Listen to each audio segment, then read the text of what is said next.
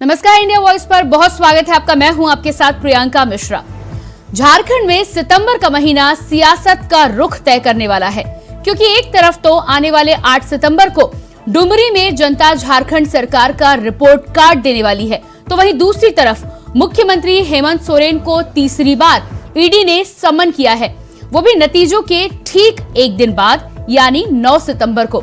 ऐसे में सितंबर का महीना हेमंत सोरेन के लिए किसी अग्नि परीक्षा से कम नहीं होने वाला, जहां दोनों ही मोर्चों पर मुश्किलें मुख्यमंत्री के सामने मुंह बाए खड़ी हैं।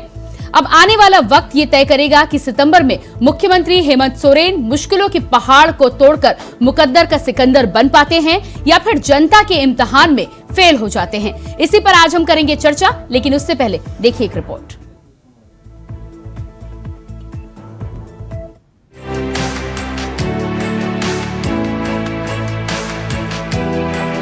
ये दो तस्वीरें आने वाले दिनों में झारखंड की सियासत की इबादत लिखने जा रही है। जानते हैं क्यों? क्योंकि एक तरफ डुमरी उपचुनाव का नतीजा है जो कि 8 सितंबर को आने जा रहा है, जबकि दूसरी तरफ ईडी ने हेमंत सोरेन को तीसरी बार सम्मन भेजकर पेश होने को कहा है, और वो भी 9 सितंबर को। यानी एक तरफ डुमरी का नतीजा होगा और दूसरी तरफ ईडी की चौखट पर हेमंत सोरेन होंगे। वैसे तो सीएम हेमंत सोरेन इससे पहले ईडी के दोनों सम्मन ठोकर मार चुके हैं। ऐसे में सवाल ये कि अब क्या करेंगे हेमंत सोरेन। मगर दिलचस्प बात यह है कि डुमरी में भी चुनावी रण में बीजेपी आजसू पूरी तरह से दम लगा रही है, जिससे सरकार की सांसें फूली हुई दिख रही हैं। ऐसे में एक तरफ सियासी लड़ाई और दूसरी तरफ ईडी के सम्मन पर साख की लड़ाई, ये दोनों लड़ाई हेमंत सोरेन के लिए मुश्किल का सबब बन गई है। ऐसे में बीजेपी हुंकार भर रही है कि डुमरी की जनता बदलाव का संकेत देगी, ये तय है। सरकार के कामकाज ने भ्रष्टाचार को अपना अनुशासन बनाया, तो इस तरह की स्थिति राज्य को नुकसान पहुंचाने और राज्य की इमेज को खराब करने का काम किया है। तो इसलिए मैं मानता हूं कि मैं भी इस चुनाव के दौरान बाई इलेक्शन में आज मैं कुछ क्षेत्रों में जाऊंगा, लोगों से मिलूंगा, और पूरा विश्वास है कि न केवल उपचुनाव बल्कि आने वाले चुनाव में भी निश्चित रूप से राज्य के दशा और दिशा को नेतृत्व करने के लिए राज्य की जनता स्वयं आगे आएगी। डुमरी विधानसभा में उपचुनाव को लेकर कांग्रेस भी जेएमएम को पूरा सहयोग दे रही है। बकायदा पार्टी के विधायक से लेकर तमाम नेता इंडिया गठबंधन की दुहाई देते हुए कस्मे वादे याद दिला रहे हैं और डुमरी में जनता से वोटों की अपील कर रहे हैं। ऐसे में अल्पसंख्यक वोटों की खातिर जामताड़ा से विधायक इरफान अंसारी भी जेएमएम प्रत्याशी बेबी देवी के लिए वोटों की गुजारिश कर रहे हैं। दावा ये कि सभी अल्पसंख्यक समाज एक मुश्त वोट देकर जेएमएम और कांग्रेस की जीत की इबारत लिखने जा रहा है, यानी जातियों का समीकरण। उस एहसान को हम नहीं बुला सकते हैं, इसलिए हम आप सबसे विनती करने के लिए आए हैं कि आप लोग एक होकर, जब इरफान अंसारी आ गया, जब अकेला यादव जी आ गए, और भी लोग कहीं आए होंगे या आएंगे, मैं उसमें नहीं जाना चाहता, लेकिन देखिए एक विधवा है, सोचिए भाजपा वाले, आंसू वाले, जो भी लोग दल खड़े हो रहे हैं, बेशर्म लोग हैं, इनको तो खड़ा होना ही नहीं चाहिए, निर्विरोध देना चाहिए था, मिसाल पेश करना चाहिए था। एम और वाई, माई, माँ से बढ़कर कुछ नहीं। हम लोग बहनों को भी सम्मान देते हैं, माँ को भी सम्मान देते हैं। तो भाजपा वाला क्या देगा? आपने देखा होगा अभी मणिपुर में क्या घटना घटी, क्या बर्दाश्त करने के लायक है? क्या नहीं। कि भाजपा के लोग, आप देखिए मध्य प्रदेश में क्या किया, मालूम है ना आप लोग को? एक आदिवासी के सर में खुलेआम पेशाब करने का काम किया ये लोग। ये भाजपा लोग हैं, ये निकम्मे लोग हैं, ये बेईमान लोग हैं, याद रखिएगा। साफ है, एक तरफ डुमरी का उपचुनाव है, दूसरी तरफ ईडी का सम्मन। झारखंड की सियासत 8 सितंबर के बाद करवट लेगी, ये तय है। ऐसे में सवाल ये कि क्या आने वाला सितंबर ये तय कर देगा कि झारखंड का कौन है Sikandar. Bureau report, India voice, Ranchi.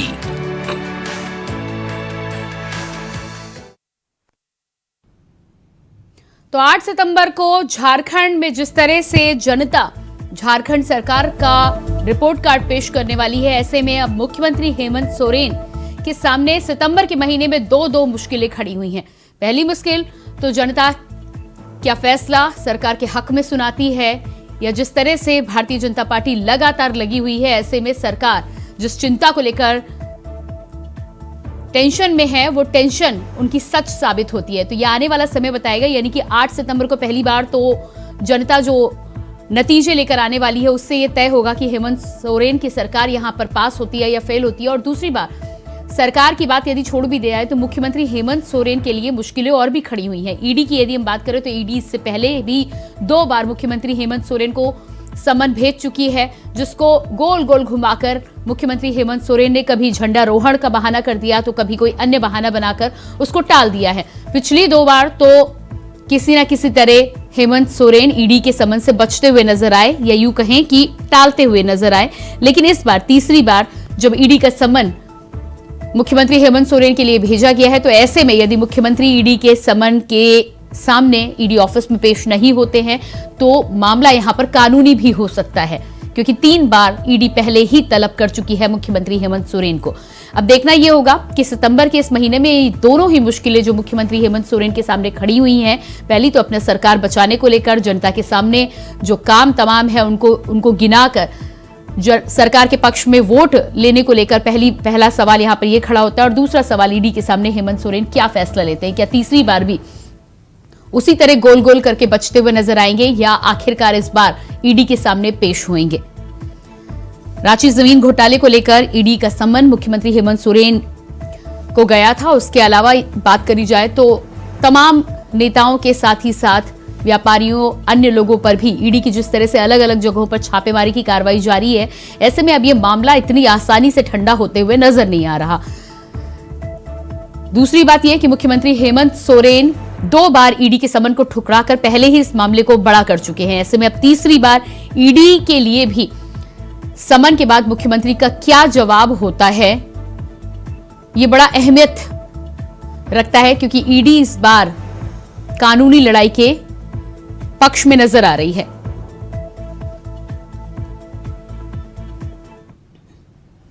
तो आज हम इसी पर चर्चा करेंगे कि मुख्यमंत्री आखिर सितंबर के महीने में, सितंबर का महीना उनके लिए क्या कुछ लेकर आने वाला है, इसी पर बातचीत करेंगे। सबसे पहले अपने पैनल से आपका परिचय करा देते हैं। प्रदीप भट्ट नगर बीजेपी नेता हमारे साथ जुड़ चुके हैं, बहुत स्वागत है आपका कार्यक्रम में। इसके अलावा फिरोज खान कांग्रेस से हमारे साथ हैं, आपका भी बहुत बहुत स्वागत है। और डॉक्टर धनोज राजनीतिक विश्लेषक हमारे साथ हैं, आपका भी बहुत बहुत स्वागत है कार्यक्रम में। सबसे पहले तो बात करेंगे फिरोज खान जी, जिस तरह से यहाँ पर चर्चा हो रही है और मुख्यमंत्री हेमंत सोरेन की मुश्किलों की हम बात कर रहे हैं, खासतौर से 8 सितंबर को नतीजे आने वाले हैं, जिसको लेकर दावा तो अलग अलग किया जा रहा है, लेकिन क्या कहना है आपका? एक तरफ नतीजे हैं, दूसरी तरफ 9 तारीख को ईडी का सम्मन है।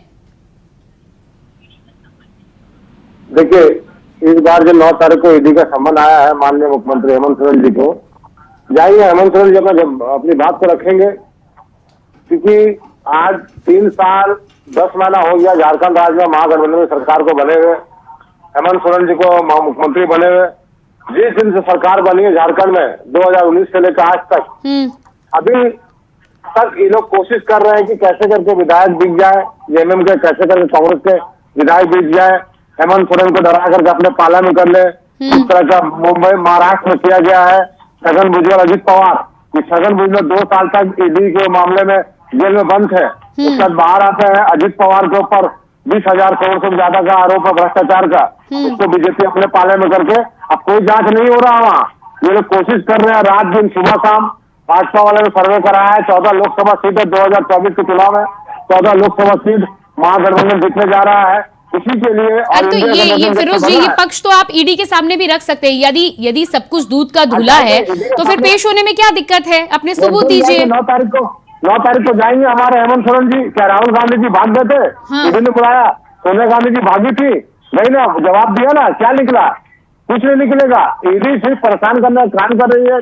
ये भाजपा हाँ, सरकार तो वही तो कहा जा रहा है पिछली 2 बार जिस तरह से जो बीजेपी में चला जाएगा, ईडी सीडी सीबीआई के तरफ से जो बीजेपी में चल जाएगा, वहाँ वॉशिंग मशीन रखी हुई है बीजेपी के पास, इधर से घुसो, अगर साफ होकर बाहर निकल जाओ, अब तो भ्रष्टाचार नहीं, कोई कुछ नहीं। ठीक है प्रदीप भटनागर जी, जवाब दीजिएगा इस पर।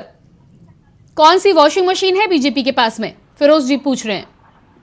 जैसे अगर सोरेन परिवार की अगर बात की जाए तो पूरा देश जानता है, शिबू सोरेन जी की करनी और पत्नी भी जानते हैं और इनके बेटे की भी जानते हैं। आप ये क्यों नहीं बताते कि आपको ईडी ने क्यों बुलाया है? क्या क्वेश्चन पहले पूछे गए और ईडी दोबारा क्यों बुला रही है? सोरेन जी क्यों छुपते फिर रहे हैं? आप इसका जवाब दीजिए, गलत बात मत कीजिए।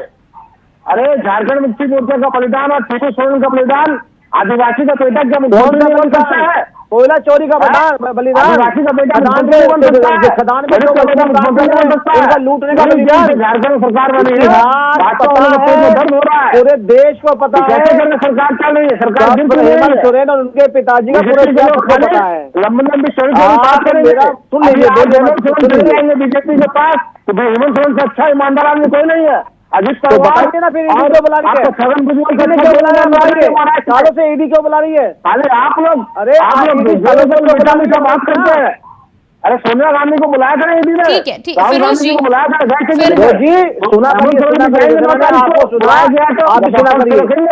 ये नहीं बता रहे ईडी क्यों बुला रही है, क्योंकि जनता का पैसा चोरी कर रहा है, आदिवासी का बेटा का अपमान कर रहा है, कोयला चुराया है, फिरोज जी में भ्रष्टाचारी कर रहे हैं। फिरोज जी, यदि ईमानदारी की आप बात कर रहे हैं, ईमानदारी की बात कर रहे हैं, तो ईडी के सामने पेश तो होना चाहिए। 2 बार बचने की जरूरत क्या है? आप पेश हो जाइए, सबूत जो होंगे उसके आधार पे फैसला हो जाएगा। 9 सितंबर को ईडी ने बुलाया, हेमंत सोरेन जी जाएंगे, अपनी बात को रखेंगे और उन्होंने अपमान किया है। नहीं, लेकिन सवाल तो ये है कि 14 अगस्त और 24 अगस्त को ऐसा क्या हो गया था जिसके लिए पेश नहीं हो पाए थे मुख्यमंत्री? ना इमरजेंसी कुछ काम था, बीमार होंगे, कुछ अपना कुछ निजी काम होगा, हो सकता नहीं गए होंगे, लेकिन भाजपा वाले को खाली उसकी ओबीसी माइनॉरिटी को खाली मतदान करते हैं। अब बेसिस करने का काम। अरे देखिए फिरोज जी, सरकार पर सवाल उठाना तो ठीक है, आप केंद्र सरकार पर सवाल उठाते हैं, लेकिन कानूनी प्रक्रिया को जब पालन नहीं किया जाता है तो सवाल तो आप पर भी खड़े होंगे। मैं आपके पास वापस आऊंगी, ठीक है, वापस आऊंगी। डॉक्टर धनोज से मेरा अगला सवाल है। डॉक्टर धनोज, जिस तरह से हम यहाँ पर मुख्यमंत्री हेमंत सोरेन की मुश्किलों की बात कर रहे हैं, फिरोज जी का कहना है कि 9 सितंबर को अब वो पेश हो जाएंगे, लेकिन इससे पहले 2 बार समन आया, वो पेश नहीं हुए, तीसरी बार नहीं भी पेश होंगे तो यहाँ पर कानूनी प्रक्रिया का सहारा फिर ईडी लेगी। क्या कहना है आपको? ये जो पेश किया जाता है, जो ये पिक्चर पेश किया जाता है, ये क्या आपको लगता है सही है? इतने बड़े पद पर नेता हैं, यदि आप साफ सुथरे भी हैं, धुले हुए भी हैं, तो आप अपने सबूत रखिए, एटलीस्ट जाके वहां पे मुलाकात तो कीजिए। फिर क्या डर है आपको? क्या लगता है कि जबरदस्ती फंसा दिया जाएगा? क्यों बचते नजर आते हैं? बहुत बहुत धन्यवाद। मैं 2 लाइन से शुरुआत करता हूँ जी। यहाँ मर्यादा बिकता है, यहाँ सम्मान बिकता है, यहाँ मर्यादा बिकता है, यहाँ सम्मान बिकता है, घर मिले उचित दाम तो यहाँ ईमान बिकता है। जी। बात अभी मैं सुन रहा था, इनके विधायक डॉक्टर इरफान अंसारी, उनका भाषा देखिए, इन लोगों के मतलब हमारे शब्दों में करतूत बोलते हैं, इनके करतूत देखिए। अगर हेमंत सोरेन पाक साफ है तो उनको पहले दिन समन में चले जाना चाहिए था। अरे वो एक राज्य के मुख्यमंत्री है, उनके पास संवैधानिक एडवाइजर की कमी नहीं है जी। देश के जाने माने वकील है उनके पास, क्योंकि वो महागठबंधन का पार्ट है और महागठबंधन में सबसे ज्यादा देश के वकील हैं। ऐसे वकील है कि कैसे भ्रष्टाचारी को बचाना वो भी बता देते हैं। लेकिन सवाल यह उठता है कि 2 समन, वो भी देश की एजेंसी ने आपको भेजा और आप नहीं गए। बहाना जो कोई भी हो, आप तो उसी दिन स्वीकार कर लिए कि हमने लूट खसोट किया है। अगर आप लूट खसोट नहीं किए होते तो पहले दिन ही हाजिर हो जाते। सवाल यह नहीं है कि कौन क्या किया, किस राज्य में क्या हुआ, आप उसका हार लेके बच नहीं सकते। अगर आपके दामन में दाग लग गया है तो पहले आप वहां से जाके एनओसी लीजिए, वहां से नीट क्लीन होके आइए। फिरोज जी जवाब दीजिएगा। फिरोज जी ठीक है डॉक्टर धनुष आती हूँ मैं आपके पास। फिरोज जी जवाब दीजिएगा। खेलना छोड़ दीजिए। डॉक्टर धनुष जी तो बीजेपी के प्रवक्ता की तरह बोल रहा है, उनके ऑफिस से 5 मिनट कहा दे रहे हैं। अरे देखिए, आप ईडी पर भी सवाल उठाएं, आप पत्रकारों पर भी सवाल उठाएं, क्या कोई सवाल भी आपसे नहीं करेगा? फिरोज जी अरे 9 तारीख को ये गलत है। ये मुख्यमंत्री जी इतना डिफेंड क्यों है? पत्रकार अगर ये पूछ रहे हैं कि आप क्यों नहीं गए, तो आपको इस बात का जवाब देना चाहिए। अरे इंडिया वॉइस के माध्यम से पूछना चाहता हूँ, अभी ये लोग फैसला कर देंगे कौन दोषी है नहीं दोषी है। इंडिया वॉइस के माध्यम से इंडिया वॉइस ये सवाल पूछ रहा है कि पहले 2 बार आप क्यों नहीं गए? नहीं लोग कैसे मालूम ईडी गिरफ्तार कर लेगी? नहीं तो क्यों नहीं गए? मैं तो पूछ रहा हूँ क्यों नहीं बोलिएगा? आपको मालूम चल गया? आपको किसी ने बताया क्या? सोरेन को उम्र कैद की फिरोज जी किसी संवैधानिक संस्था को आप मानते हैं? आप ईडी पर सवाल उठाते हैं, आप कोर्ट पर सवाल उठाते हैं, आप सरकार पर सवाल उठाते हैं। अरे उसी संविधान के माध्यम से आपकी भी सरकार बनी है वहां पर। नहीं आपसे मैं पूछना चाहता हूँ कि प्रवक्ता महोदय और ये पत्रकार महोदय से इनको कैसे मालूम चला कि हेमंत सोरेन जाएंगे और वहाँ ईडी गिरफ्तार कर लेगी? उनका ईडी से बात हुआ है क्या?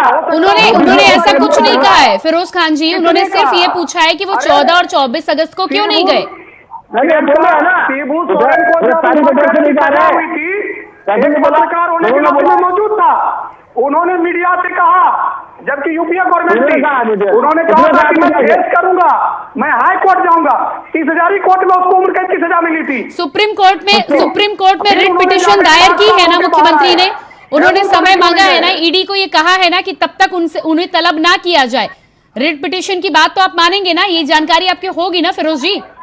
सर्वोच्च न्यायालय है, हम कोर्ट में जाएंगे तो कहाँ जाएंगे बताइए?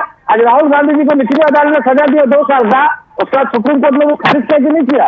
और हम कोर्ट का शरण तो लेंगे। ठीक है आपके पास में आती हूँ। प्रदीप जी अपनी बात रखिए, आप क्या कहना चाहते हैं? आप झारखंड मुक्ति मोर्चा के अगर कोई प्रवक्ता होते तो उनसे सवाल और खट्टे मीठे अच्छे भी लगते। ये कांग्रेस के लोग इतने तीखे बौखलाए भी क्यों हैं?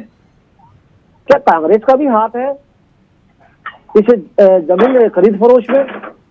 अरे आजकल प्रदीप जी इंडिया गठबंधन में तो साथ है ना, अभी तो 2024 का चुनाव भी। देखिए मतलब ये है, नहीं देखिए इंडिया गठबंधन में तो इसका मतलब तो आप ये कहना चाहते हैं कि जो इंडिया गठबंधन सर मैं आपके बीच में नहीं बोला, आप सुन लीजिए फिर बोलिएगा। देखिए जो हमारे जो श्रोता है वो सुन नहीं पाते, प्लीज। हाँ मेरा निवेदन है, आपसे सुनिए। देखिए मैं कह रहा हूँ, अगर ये इंडिया गठबंधन की अगर बात कर रहे हैं तो इसका मतलब तो कहने का तो ये है कि जो भ्रष्टाचार पार्टी करेगी दूसरी पार्टी उसको बचाने का काम करेगी। तो ये चीज सर प्लीज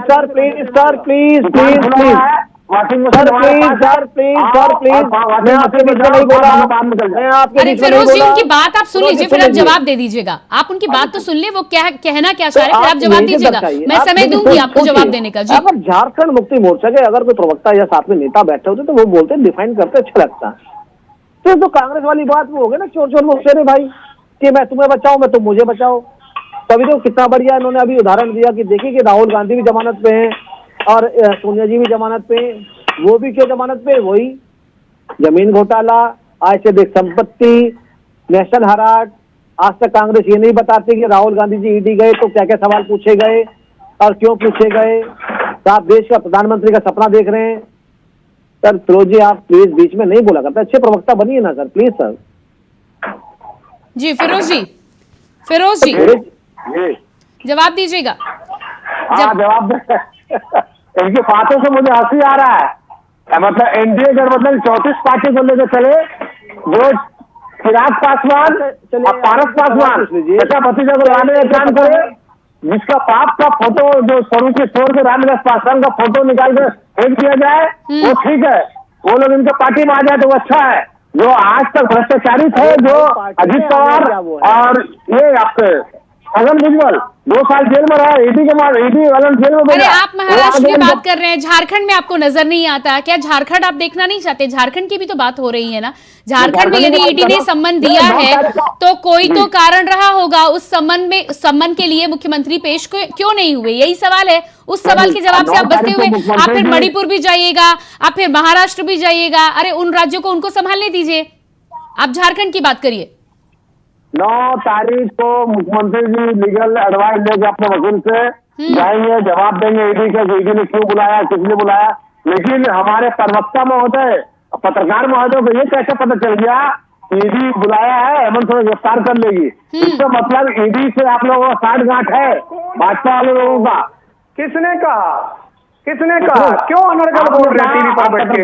प्रवक्ता महोदय ने कहा, अरे राहुल गांधी से ईडी से साठगांठ का क्या मतलब कहना चाहते हैं? ऐसे तो 9 तारीख को आप जा रहे हैं। फिरोज जी मेरा सवाल सुनिए पहले आप, मेरा सवाल सुन लीजिए।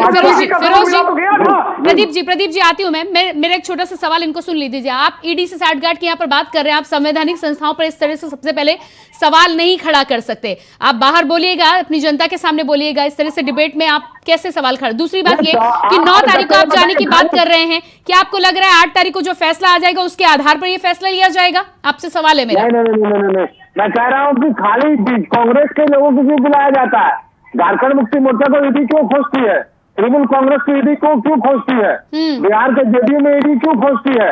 आपका आरजेडी का ईडी क्यों खोजती है? और कोई और 25 पार्टी है ना भाई, जो बीजेपी गठबंधन में है, इंडिया में है, उसके पास ईडी क्यों नहीं जाती है पूछताछ करने के लिए? प्रदीप जी जवाब दे दीजिएगा, प्रदीप जी जवाब दीजिएगा। फिर फिरोज खान जी कुछ सवाल उठा रहे हैं, इनका जवाब दीजिएगा।